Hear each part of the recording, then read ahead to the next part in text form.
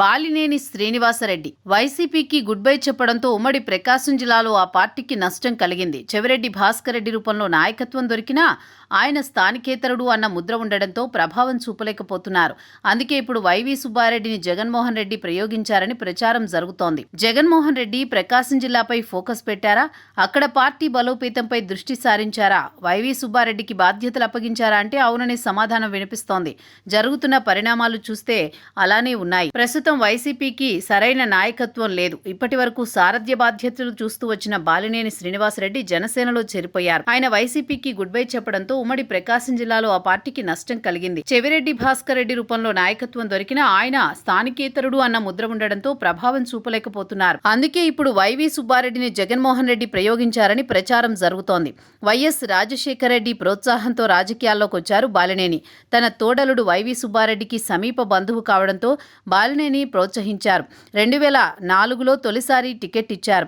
అసెంబ్లీలో అడుగుపెట్టిన బాలినేని 2009లో కూడా గెలిచారు. దీంతో రాజశేఖర రెడ్డి తన కేబినెట్లో స్థానం కల్పించారు.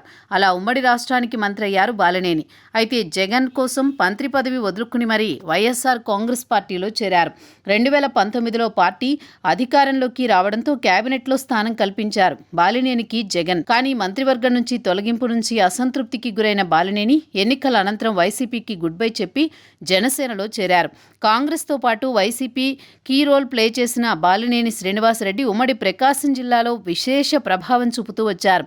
అటువంటి బాలినేని పార్టీకి గుడ్ బై చెప్పడంతో నాయకత్వ లోటు స్పష్టంగా కనిపిస్తోంది. అనూహ్య పరిస్థితుల్లో 2024లో ఒంగోలు పార్లమెంటు స్థానం నుంచి పోటీ చేశారు చెవిరెడ్డి. బాలినేని వెళ్లిపోవడంతో ప్రకాశం జిల్లా బాధ్యతలు ఆయనే చూస్తున్నారు. అయితే ఇప్పుడు వైవి సుబ్బారెడ్డిని జగన్మోహన్ రెడ్డి ప్రకాశం జిల్లా బాధ్యతలు అప్పగించినట్టు సమాచారం సాగుతోంది.